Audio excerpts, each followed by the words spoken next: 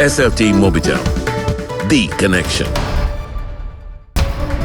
SLT Mobitel, the connection. ලෙන්ගතුකම වැඩි කරගන්න ලව්ජු රුපියල් 50ට අඩු කළා. මාමේ එන්න අපිට එකක් බොමු.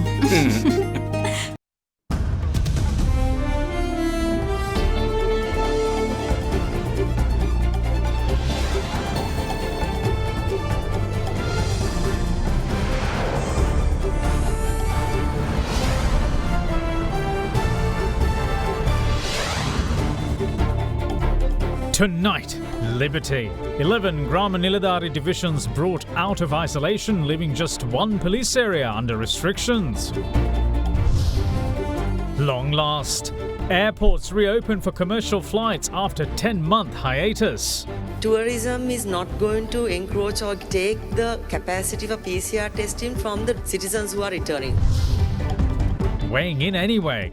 UNP leader calls on the government to make health officials responsible over procuring COVID vaccine. Spanner in the works. 2 cricketers included for the Sri Lanka tour of West Indies test COVID-19 positive. All that and much more coming up on First at 9. This Thursday, the 21st of January 2021. Buy a 2-litre Coke and get a glass free. Alcohol අඩංගු hand sanitizer භාවිත කරන්න. ලෙඩ රෝග ඇති කරන විෂ බීජවලට එරෙහිව සටන් කරන්න. හඳුන්වා දීමේ මිල රුපියල් 350යි. From AdaDerana, this is AdaDerana First at 9. Live from Studio 24 in Colombo. Good evening and welcome to First at 9. I'm Dhammikaeka. Now, the Bandaranaike Magistrates Court today sentenced the man who spat on a public health inspector last December to 6 years of rigorous imprisonment. The 56-year-old COVID-19 positive person had also been ordered to pay compensation to each health worker that was present at the scene. The police say that the judgment passed by the court today is historical, as such a ruling had never been delivered since the inception of the Quarantine and Prevention of Diseases Ordinance. On the 2nd of December last year, a 56-year-old man callously spat on health officials in Atulugama when the officials attempted to discharge their duties. 2 public health inspectors and 2 public servants had visited the area to perform their duties. However, they were obstructed by a person who was COVID-19 positive, and the individual spat on the face of one of the PHIs. Today, the Bandaranaike Magistrates Court sentenced the individual in question to 6 years rigorous imprisonment and also slapped him with a fine of Rs 10,000. Police initiated investigation into the alleged incident, and we framed charges in Bandaranaike Additional Magistrate Court today in respect of the provisions of the Quarantine and Prevention of Diseases Ordinance, and in addition to that, the relevant provisions of the Penal Code. We framed 8 charges against the accused, and the court has convicted the person, and court had imposed 2-year rigorous imprisonment for 3 charges each. Therefore, the suspect has been imposed 6-year rigorous imprisonment. In addition to that, court has ordered to pay 10,000 rupees fine to the state, and in addition to that, the court has ordered to pay 100,000 compensation in respect of each health worker. So therefore, if that particular accused is not able to pay that amount, 100,000 rupees, total 400,000, he is liable for another 6 months rigorous imprisonment in respect of 100,000. In 100,000 into 4, it is 2 years. So therefore, if the person fails to pay that compensation, he is liable for 6 years rigorous imprisonment plus 2-year rigorous imprisonment. Total imprisonment period is 8 years. This is a historical judgment given by our courts since the inception of the Quarantine and Prevention of Diseases Ordinance. We would like to convey a message to the general public. All the times, you must obey with quarantine rules and regulations. You need to cooperate to the health officials, and apart from that, health workers, the government servants, tri-forces, the members of police to control this pandemic. Otherwise, you will be dealt with the law and you will be punished by the court. Pay just 500,000 rupees to reserve your unit today. Mulberry residents. Now, 11 Grama Niladari divisions in the country were freed from isolation today at 6 p.m. This leaves only one police area under isolation in the entire country at present. As Sri Lanka looks to learn to live with the coronavirus COVID-19, police are cracking down on institutions which do not adhere to stipulated health and safety guidelines. Over 1,100 such institutions have so far fallen foul with the police. The daily caseload, meanwhile, in the country has been gradually increasing over the last couple of weeks, and the number confirmed yesterday is the highest for some time. Sri Lanka recorded 770 fresh COVID-19 cases yesterday. The figure is the highest recorded for some time ever since the second wave engulfed the country in October last year. 878 infections were confirmed on the 2nd of December last year, which is the highest daily number of infections recorded during the second wave. Yesterday's caseload is also 101 infections, more than the number recorded from the island the day before. Over the past 3 weeks or so, daily case numbers had been gradually increasing, with the odd dip on certain days. Colombo continues to be a virus hotspot, recording 270 of yesterday's cases, the highest in any district. Gampaha, meanwhile, confirmed 80 cases. 56 infections were reported from Galle and Mathura, 54 from Kandy, 40 from Matale, 36 from Mana, 35 from Kaluthara, 26 from Vaunia and 22 were confirmed from Polonnaruwa. There was a further 93 cases spread across 11 other districts. The remaining 2 infections meanwhile were identified as Sri Lankan returnees. As for today, 337 new infections have been confirmed from the country so far. In the meantime, there was confirmation of a solitary COVID-19 related death yesterday. The victim was identified as a 53-year-old woman from the area of Mallavagedara in Kurunegala. According to the Department of Government Information, the victim had died due to acute diabetes and a heart attack brought on by septicemia, which had manifested due to COVID pneumonia. In another development, the police say that over 1,100 institutions have been identified to be in violation of the stipulated health and safety guidelines. රාජ්‍ය සහ රාජ්‍ය නොවන ආයතන කම්හල් කාර්යාල පරීක්ෂා කිරීමේ මෙහෙයුම අදාළ gazette පත්‍රය අනුව කාරණා 6ක් සම්පූර්ණ කර තිබිය යුතුයි විශේෂයෙන්ම අදාළ ස්ථානවල ඒ කරුණාන්නේ අත්සෝදා ගැනීමට ස්ථානයක් පිළියෙල කර තැබීම ඒ වගේම ඇතුළු වන ස්ථානයේ උෂ්ණත්වය පරීක්ෂා කිරීම මුහුණු ආවරණ පැළඳීම දුරස්ථභාවය තබා ගැනීම ලේඛන පවත්වාගෙන යාම ඒ වගේම නිරන්තරයෙන්ම විටින් විට අදාළ කාර්යාල තුල දිනකට කිහිප වතාවක් උෂ්ණත්වය පරීක්ෂා කිරීම මේ කරුණ වලට අනුගත නොවි කටයුතු කළහොත් ඒ අයට එරෙහිව නිරෝධායන රීතීන් යටතේ කටයුතු කරනවා ඊයේ දිනේදී සෞඛ්‍ය බලධාරීන් සහ කොළඹ පාරිසරික කොට්ටාශ නිලධාරීන් විසින් ආයතන 910ක් පරීක්ෂාවට ලක් කර තිබෙනවා එයින් ආයතන 807ක් සෞඛ්‍ය රීති අනුගමනය කරලා තියෙනවා ආයතන 103ක් සෞඛ්‍ය රීති වලට පරිබාහිරව කටයුතු කරලා තියෙනවා ඔවුන් අදාළ ගැසට් පත්‍රය ප්‍රකාරව පහසුකම් සැලසීමක් සිදු කර නැහැ එවැනි ආයතනවල පරිපාලකීන්ට විරුද්ධව නඩු පැවරීමට කටයුතු කරනවා බස්නාහිර පළාත තුල 6240ක් පරීක්ෂාවට ලක් කරලා තියෙනවා ඒ වගේම මේ පරීක්ෂාවට ලක් කළ ආයතන වලින් 5183ක් තාම හොඳින් සෞඛ්‍ය සිරිත් අනුගමනය කරමින් කටයුතු කරලා තියෙනවා ඒ වගේම ආයතන 1107ක් එම සෞඛ්‍ය සිරිත් අනුගමනය කරලා නැහැ ඊයේ දිනේ 103ක් සමග ඒ අනුව මෙම ආයතන 1107ට මේ වන විට නඩු පවරමින් පවතිනවා. In other developments, the status of isolation was lifted from 11 Grama Niladhara divisions at 6 p.m. today. As such, Chief of the National Operations Centre for Prevention of COVID-19, Army Commander General Shavindra Silva, announced that 8 Grama Niladhara divisions within the Kathankudi police area were relieved of the isolation status. The Grama Niladhara Division 660A LPT Mulla, 659B Bamunu Mulla and the Aluputhu Grama Niladhara Division are also no longer under isolation after 6 p.m. today. However, the Arasadi Grama Niladhara Division in the Batiklo district was placed under isolation from 6 p.m. today and will remain isolated until further notice. In the meantime, the country's overall number of recoveries rose to 769 today, thereby increasing the total figure to 47,984. The total number of active cases in the country meanwhile currently stands at 7,268. Now, after a long wait, Sri Lanka reopened its airspace for commercial flights today in a bid to end the 10-month pandemic-induced closure of its airports, which hurt the island's lucrative tourism sector.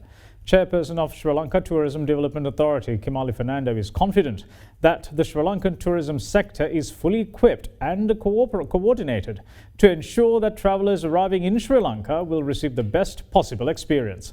Addressing the official event to mark the reopening of the airports, she noted that the tourism sector will not be a burden on the state health mechanism and has organised mandatory PCR tests for arriving tourists at private hospitals. Our tourism industry is equipped. We are coordinated.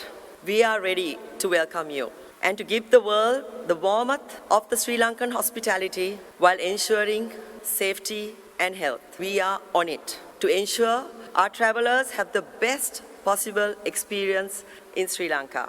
On the topic of tourists violating health and safety guidelines, Chairperson of the Sri Lanka Tourism Development Authority, Kimali Fernando, had this to say. This is the responsibility from the airline's perspective. We are informing them to let the passengers know in advance. Before even the passenger comes to Sri Lanka and during the visa application process, we are informing the guests in the immigration. When they arrive, they are informed, and then we need to guide them. That is the tour guide, the driver. So they will be there assisting and not violating the rules, and the hotelier will be assisting. So yes, there are laws relevant to this. Of course, if there are violations, even you could lose your license. The Director General of Health Services has already issued and gazetted certain guidelines in relation to the practices and behavior that need to be adhered by the public.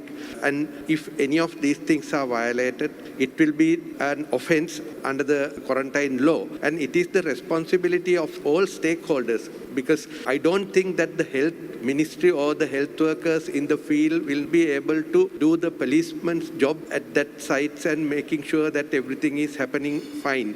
Can you give us an update on the airlines that have confirmed? And also, Mr. Patirage, if you are getting any bookings, what's the situation there? And even though there's no target, how many can you expect this year, tourists? We as a national carrier, we are very much ready for it. We are not expecting, large numbers to come. But from Sri Lankan airline perspective, and I also have some information about Emirates, I think at least for the next 2 days, I think we are expecting about 30 foreigners to come into the country. I think that's a great start. There are about 35 airlines which are registered with Sri Lanka as of now. In addition to that, we have already got about 5 airlines who has requested, with this word going around that Sri Lanka is going to be open, that they have requested to get their approvals to come to Sri Lanka. And already we have given approvals to 2 airlines. What would be the cap for arrivals? Actually, the cap for the arrivals is based on the PCR testing capacity. Tourism is not going to encroach or take the capacity for PCR testing from the citizens who are returning, because that is the first priority for us. First priority given to Sri Lankans who want to return. So therefore, the PCR testing capacity, what we are going to be using, is used only from the private sector hospitals. So at the moment, actually, the PCR testing capacity was increased and given to the repatriation flights also from the private sector. And they have allocated 2,500 a day for tourists. That will be monitored by civil aviation with the flights, and they will handle that part. And you asked with regards to the capacity and the pricing, we have actually negotiated with all the private sector hospitals who are authorized by the Ministry of Health. There are 5. Those 5 private sector hospitals we have spoken to with the Honourable Minister many times, and we have now negotiated downwards for the benefit of the industry of the price. So several hospitals have bid 7,500 rupees for the PCR test anywhere in the country. So that's kind of useful, a flat rate. So 1 or 2 hospitals have indicated that they want an additional charge per kilometer. When we speak to the travel agents, 100 or 200 travel agents from India, and they complained about that price as well. Because in the Sri Lankan converted rate in India, it's only 2,100. So they were asking why it is too high. Because at the moment, the protocol that has been put, there are quite a lot of PCR tests to be done. So I'm afraid it's expensive for a tourist to come, because at the 7,500 roughly about $40, right? So if he has to do 3 PCRs as it is today roughly, so it's $120. Then he has to pay for the $12 insurance, which is $132. Then he has to pay, if he's non-SARC, it's $35. So it's a lot per person if a group of family comes. So this is something that will be a challenge to get guests in this pay. But we don't want to ask for any changes at the moment. We'll start it like this, and then when health also is more comfortable, we would have to look at whether we want to follow the same onerous protocol. The insurance, when you apply for a visa, you will indicate a safe and secure hotel that you have a booking with. So you can choose your hotel. You have to pay for the $12 insurance and pay for the COVID test before you come to Sri Lanka. So when applying for the visa, you just need to tell your guests three things. Have a hotel booking in a safe and secure hotel. Have you paid for the insurance, which is $12? And number three is you paid for the PCR test. In the meantime, the first aircraft to land at the Bandaranaike International Airport today was an Oman Air flight carrying 48 passengers, with bulk of them being Sri Lankan expatriates. Their response to reopening the country's airports was positive and lauded the move, allowing them the chance to return to the country. Sri Lanka closed its airspace for commercial passenger flights in March last year in an attempt to contain a possible spread of the novel coronavirus after detecting the island's first case. The closure of airways, along with other global restrictions, severely affected the country's tourism sector and its dependent industries. In a bid to put an end to the near 10-month closure and to breathe life back into the stricken tourism sector, the Bandaranaike International Airport reopened its passenger terminal today, accommodating commercial flights. අපි මේ ගුවන්තොටුපළ ආරම්භ කරන්නේ අපිට අන්තර්ජාතික ගුවන්තොටුපළවල් නියාමනය කරන ආයතනයක් airport council international ආයතනය විසින් ඉතාමත්ම සෞඛ්‍ය ආරක්ෂිත ගුවන්තොටුපළක් වශයෙන් සහතිකයක් ලබා දී තිබෙනවා. ඒ අනුව තමයි අපි මේ ගුවන්තොටුපළ අද විවෘත කරන්නේ. මේ සහතිකය දැනට හිමි වෙලා තියෙන්නේ අන්තර්ජාතික ගුවන්තොටුපළවල් 197කට පමණයි. ඒ බණ්ඩාරනායක ජාත්‍යන්තර ගුවන්තොටුපළ අද ඒ ලෝකයේ තියෙන අනිකුත් ගුවන්තොටුපළ අභිබවා ඒ 197 අතරට පැමිණලා තියෙනවා. Meanwhile, the first commercial flight following the reopening landed at the Bandaranaike International Airport around 7:33 a.m. today.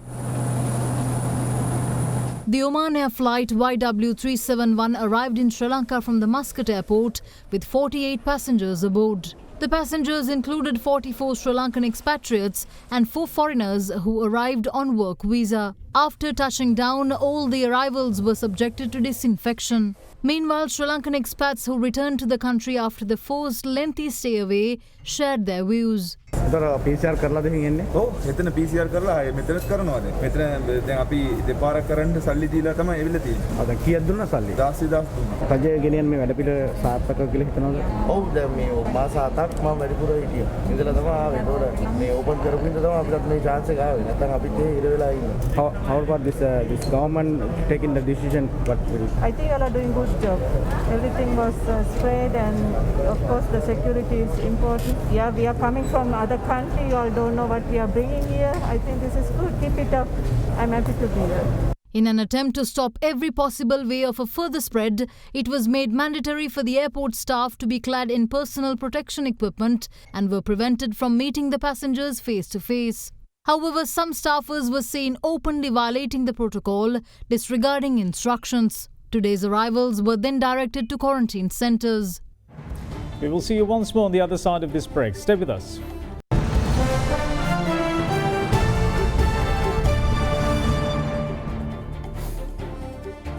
Welcome back. You're watching First at 9. Now, President Rajapaksa believes that innovative university education that pass on the latest knowledge and technological know-how to the student community can immensely contribute to the country's development drive. He made these remarks marking the centenary of the University of Colombo. The University of Colombo today celebrate 100 years of university education in humanities and social and natural sciences in Sri Lanka. Established in 1921, the University of Colombo is the oldest university in Sri Lanka and is comprised of 9 faculties with 56 academic departments, a campus, a school, 7 institutes and 8 centres. Vice-Chancellor of the University, Senior Professor Chandrika Vijayratna, declared open several buildings today in line with the university's centenary, including a new library for the Faculty of Science. President Gotabaya Rajapaksa too extended his wishes to the university on achieving the milestone. Completion of 100 successful years in excellence is a worthy event to celebrate. It is also an occasion to reflect on achievements, review lessons learned and make necessary changes to suit the present day educational requirements. The quest to achieve development in the country lies heavily on the foundation of her education. Universities of Sri Lanka can contribute greatly in this regard, but by finding innovative ways to impart the latest knowledge and technological know-how to our student community. We need a smart workforce who can face the challenges of the 21st century if we are to accelerate development. I have great hopes that the alumni of this renowned institution will strategize preparing our next generations to thrive in the digital era successfully. I am confident that this prestigious institution will give that precise guidance to our young scholars. I wish to commend the University of Colombo for the great service rendered to our motherland. I too had the good fortune of gaining knowledge and learning new skills as a postgraduate student. Prime Minister Mahinda Rajapaksa is critical of members of the opposition for attempting to gain political mileage via the COVID-19 pandemic. The Prime Minister's views came during his online address during the opening ceremony of a shoe manufacturing plant yesterday. A new factory was unveiled last evening with the patronage of Prime Minister Mahinda Rajapaksa, who joined the occasion virtually. The shoes manufactured at the plant will be available at Satosa outlets 30% below the market price. අද Covid අර්බුදය මුළු ලෝකෙම ගිලගෙන තිබෙනවා. අනිකුත් රටවල වගේම අපේ රටේ ජන ජීවිතයට විශාල බලපෑමක්. රජයක් ලෙස අපි ඊට අවශ්‍ය මැදිහත් වීම කර තිබෙනවා. විරුද්ධ පක්ෂ ඇතමෙක් නම් අපි දැක්ක කොවිඩ් ප්‍රශ්නේ ලිලා ඒකෙන් ගොඩ යන්න පුළුවන් ද බලනවා. අපිට වෛරසයක් මතින් දේශපාලනය කරන්න අවශ්‍ය නැහැ. අපිට අවශ්‍ය රටේ සියලු දෙනාගේම යහපැවැත්ම වෙනුවෙන් ක්‍රියාත්මක වීම. විවිධ අභියෝග වලට මුහුණ දෙමින්වත් කවරදාකටත් වඩා දේශීය කර්මාන්තකරුවා නගා සිටවීමට අපිට හැකි වී තිබෙනවා. අපේ ඉලක්කය මේ රට දේශීය ආර්ථික ප්‍රතිපත්තියක් තුළ සංවර්ධනය කිරීම. ඒ නිසා අල්පෙනෙක්වත් හදන්න නැති ජාත්‍යයක් ලෙස තවදුරටත් අපටම චෝදනා කර ගැනීම පළක් වෙන්නේ නැහැ. අතීතයෙන් හොඳ දේ රැගෙන අනාගතය වෙනුවෙන් අද අපි ක්‍රියාත්මක වෙන්න ඕන. Leader of the United National Party, Ranil Wickremesinghe, calls on the government to hand over the responsibility of securing COVID-19 vaccines to senior health officials while expressing willingness to work hand in hand with the government during these difficult times. He delivered these words, or views I should say, while addressing a ceremony at Sirikota this morning. Newly appointed members of the United National Party assumed duties at the UNP headquarters Sirikota today under the auspices of party leader Ranil Wickremesinghe. However, Sagala Ratnayaka and Daya Gamage, who were appointed as vice chairman for the party, and Ravi Karunanayaka as well as Arjuna Ranatunga did not attend the ceremony. මේ රටේ පාර්ලිමේන්තුවෙන් පිටත් හඬක් වුවමනයි. ඒ හඬ ඇති කරන්න එක වගකීම තමයි මේ නිලධාරී මණ්ඩලය දැන් බාරගෙන තියෙන්නේ. අද රටේ ප්‍රධාන ප්‍රශ්නේ වෙලා තියෙන්නේ සෞඛ්‍ය ආරක්ෂාව. එහෙනම් පක්ෂ ભેදයෙන් තොරව ඒ අය ආරක්ෂා කරන එක අපේ යුතුකම. අද තාම මේ රටේ සැලැස්මක් ඉදිරිපත් කළා නැහැ COVID-19 පාලනය කිරීම පිළිබඳව. අපිට කියනවා මෙන්න එනවා මාර්තු මාසේ එනවා අප්‍රේල් මාසේ සමහර ජනතාව මුලා වෙනවා. ඒත් කවුරුත් ආණ්ඩුවෙන් අහනවාද කොතනින්ද මේ වගේ එන්නේ? කොයි රට එක්කද කිවිසම තියෙන්නේ? එහෙනම් ඇත්ත තත්ත්වය අපිට කියන්න. එන්නත් කිරීම ගැනත් ප්‍රශ්න තියෙනවා. සමහර අය මෙල්ල තියෙනවා සෝල්ප දෙන්නේ. සෞඛ්‍ය නිලධාරීන්ට මේ වගකීම බාර දෙන්න. මේ ප්‍රධාන වැඩ කටයුත්ත කරන එකත් ජ්‍යෙෂ්ඨ සෞඛ්‍ය නිලධාරියෙක්ට දෙන්න. ජනතාවට හෙට අනිද්දා සීළු දෙනාම එන්නත් කරලා කියලා ඒකෙන් රට මුලා කරන්න එපා. කොයි රටකවත් ඒක සිදු වෙන්නේ නැහැ. ඒත් රට වෙනුවෙන් අපිට කියන්න මේ කරුණු ටික. ඒක ආණ්ඩුවේ යුතුකමක්. ආණ්ඩුවට බැරි වුණා නම් මේවා ලබා ගන්න එක වෙනම වාද කරනවා. ඒත් ඒ කාල සීමාව වෙනුවෙන් අපි ඔක්කොම එකට එකතු වෙලා පීවර කරමු. Now, the Colombo Magistrates Court today rejected the anticipatory bail application filed by former director of Swarna Mahal Financial Services PLC, Deepa Edirisinghe, citing a typo. The anticipatory bail application filed by three other former directors of Swarna Mahal Financial Services, Nalak, Jeevak and Asanka Edirisinghe, were meanwhile scheduled to be taken up for consideration on the 27th of January. Further, the Colombo Chief Magistrate issued notices to the OIC of the Criminal Investigation Department, who was named as the respondent of the anticipatory bail applications. Investigations are being conducted over the unauthorized acceptance of deposits worth 13.7 billion rupees, misappropriation and money laundering.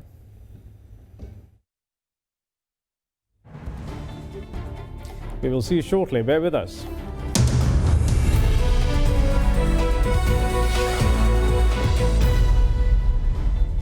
Welcome back. This is First at 9. Now, the Ceylon Petroleum Corporation has saved $300 million in foreign exchange for the year 2020.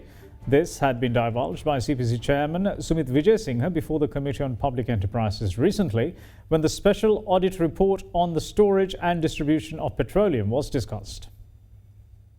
Chairman of the Ceylon Petroleum Corporation Sumit Vijayasinghe had told the Committee on Public Enterprises that the CPC managed to save $300 million in foreign exchange owing to the fall crude prices last year and several other reasons. Discussions had also been held on the pipeline carrying oil from the port premises to Colombo storage, and officials have said that steps have already been taken to repair it. CPC officials had added that measures have been taken to provide a new house for each existing house in the pipeline. The Corp also drew attention to the possibility of using the existing oil tanks in the Trincomalee and Hambantota areas for the needs of the Ceylon Petroleum Corporation. Officials of the CPC had said that steps have been taken to develop Muthurajavela and Colombo terminals in order to improve the storage capacity of fuel. The Corp chairman had recommended CPC officials to submit a feasibility report on the capabilities of these developments. The committee also drew attention to the commencement of oil transport by train, and it was revealed that 30% of fuel is already being transported by train, and it will be increased to 42% soon. The Colombo stock market made history once more as the all-share price index breached the 8,000 mark and closed at 8,131.25, the highest ever recorded figure. The S&P SL 20 index of more liquid stocks, meanwhile, topped 3,000 points to close at 3,196.73 points, exceeding the previous high witnessed on Monday. The market turnover was 14.2 billion rupees, where 108 stocks gained and 108 fell. Now, here's a brief report on today's market performance. The retail positive about the high number of the share subdivision announcement drove the market to the positive sentiment for the second consecutive session. And market experienced a slight dip during the early hours of trading, and thereafter the witnessed a strong uptrend till the market end closed 8,131 and advanced 247 points. The capital goods sector led by the turnover for the session, closely followed by the material sector, making a joint contribution of 59% of the today turnover. And parcel trade session accounting for 9% of the turnover, and market experienced a foreign outflow while recording a low foreign participation.